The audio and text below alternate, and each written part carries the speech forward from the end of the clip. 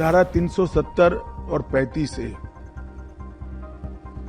ये हमारे देश को एक प्रकार से हमारे देश के साथ कश्मीर को एक रूप होने से रोकने वाले व्यवधान थे। उनको मालूम नहीं है धारा 370 ने ही घाटी के युवाओं के मन में अलगाववाद का बीज बोने का प्रयास किया। गुजरात भी पाकिस्तान से सटा हुआ है, राजस्थान भी पाकिस्तान से सटा हुआ है।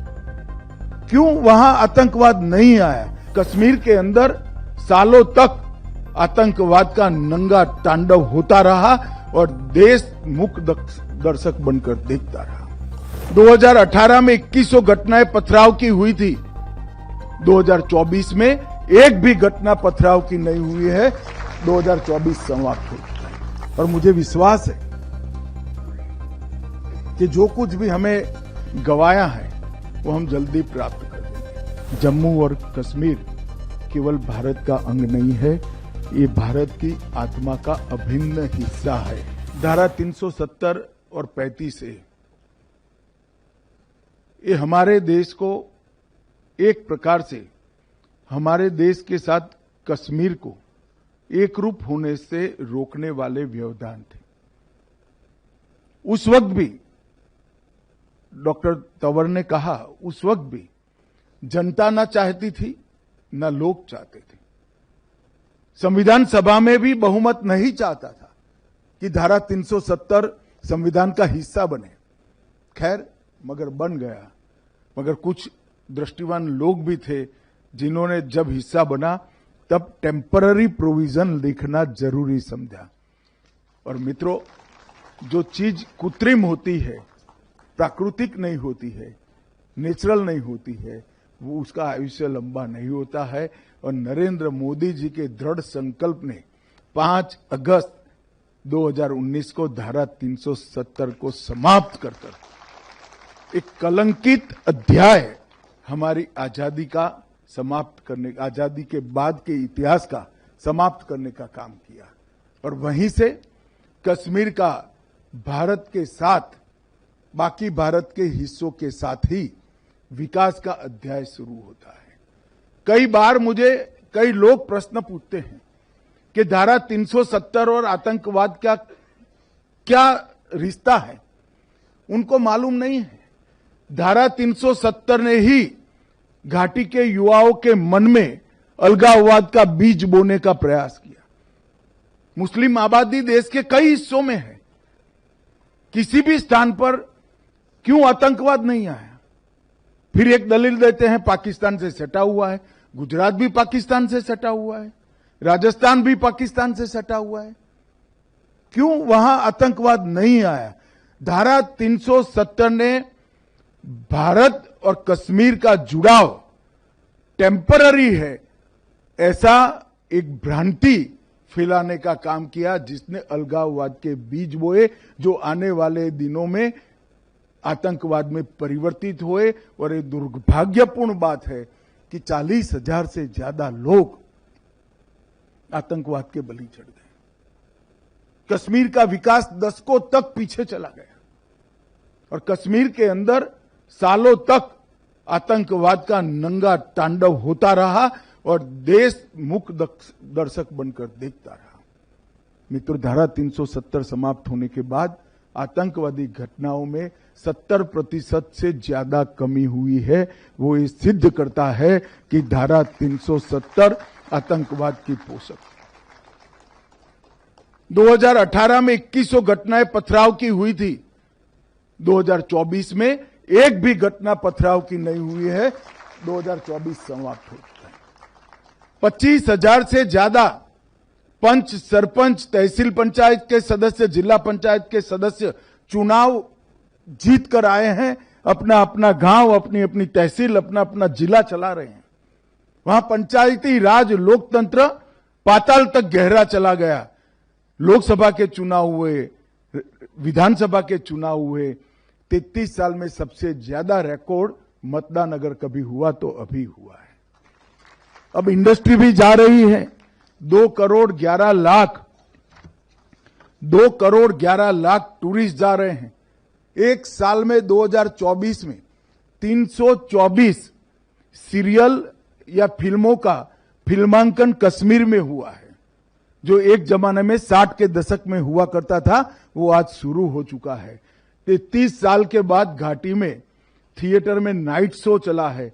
34 साल के बाद ताजिया का जुलूस हुआ है और लाल चौक पर जन्माष्टमी, कृष्ण जन्माष्टमी की यात्रा भी देखने को मिलती है। ये सारा 19 से 24 की यात्रा जो पोस्ट आर्टिकल 370 5 साल है, उसमें देखने को मिला है। और दुनिया का सबसे बड़ा रेलवे आर्च ब्रिज कहीं पर है तो आज कश्मीर में है। सबसे लंबा दुनिया का टनल, एशिया का सबसे बड़ा लंबा टनल कहीं पर है तो कश्मीर में है। भारत के पहला केबल स्टे रेल ब्रिज कहीं पर बना है तो कश्मीर में बना है। IIT, IIM, 2 एम्स, 9 सरकारी मेडिकल कॉलेज, 5 नर्सिंग कॉलेज, 2 राज्य के कैंसर संस्थान, 8 महाविद्यालय बन चुके हैं और 24 बन रहे हैं। 59 कॉलेजों को मान्यता दी गई है और हाईवे टनल का निर्माण हो रहा है। मित्रों, ये सारा एक 10 साल में हुआ है। कांग्रेस के मित्रों को हम पर आरोप लगाने का बहुत खुली छूट है। आप कुछ भी कह सकते हो, राजनीति में आरोप लगा सकते हो, मगर मैं एक छोटा सा सवाल पूछना चाहता हूं, इसके 10% भी आपके 70 साल में क्यों नहीं हुआ? इसका हिसाब आपको देश और कश्मीर की जनता को देना चाहिए। जितने इसके 10% भी नहीं हुआ। 80,000 करोड़ रुपए का पैकेज प्रधानमंत्री जी ने न केवल घोषणा की, इसको जमीन पर उतारने का काम नरेंद्र मोदी जी ने किया है। और 4G और 5G नेटवर्क को भी अनेक गांवों तक पहुंचा दिया। ऑलमोस्ट 87% कवरेज आज हो चुका है। मित्रों, और मैं आज कहना चाहता हूं कि हमने न केवल आतंकवाद पर कंट्रोल पाया है, इसको रोकने में सफलता प्राप्त की है, हमने आतंकवाद की इकोसिस्टम को भी घाटी में से पूर्णतया समाप्त करने का काम नरेंद्र मोदी सरकार ने। और ये सब इस भूमि के लिए हुआ है, जो भूमि का देश और दुनिया की सभ्यताओं में बहुत बड़ा योगदान है। हमारे देश की भाषाओं को, हमारे देश के व्याकरण को, हमारे देश के कई प्रकार की विधाओं को कश्मीर के विद्वानों ने समृद्ध किया है। और कुछ चीजें तो ऐसी है, संस्कृत का व्याकरण हो या नाट्य शास्त्र, जिसमें बहुत बड़ा हिस्सा कश्मीर के विद्वानों का रहा है। और मित्रों, आज मुझे आनंद है कि कश्मीर एक प्रकार से फिर से एक बार हमारे भू सांस्कृतिक राष्ट्र भारत का अभिन्न अंग बनकर भारत के साथी विकास के रास्ते पर चल पड़ा है। वहां पर भी लोकतंत्र प्रस्थापित हुआ है। और मुझे विश्वास है कि जो कुछ भी हमें गवाया है वो हम जल्दी प्राप्त कर देंगे। पूरा विश्वास है।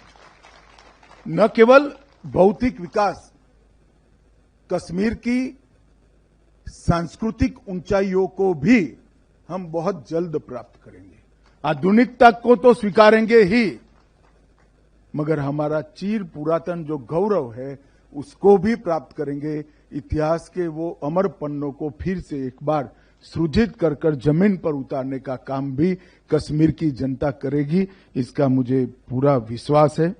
आज मैं इतना ही कहना चाहता हूं कि श्यामा प्रसाद मुखर्जी ने, जिन्होंने सबसे पहले एक देश में 2 विधान 2 प्रधान 2 निशान नहीं होंगे कर कर अपना बलिदान दिया था, श्यामा प्रसाद मुखर्जी का एक वाक्य है, जम्मू और कश्मीर केवल भारत का अंग नहीं है, ये भारत की आत्मा का अभिन्न हिस्सा है। और इस पुस्तक ने ये सिद्ध कर दिया है कि हमारी संस्कृति का अभिन्न हिस्सा जम्मू कश्मीर और लद्दाख है। इसको कोई अब नकार नहीं सकता।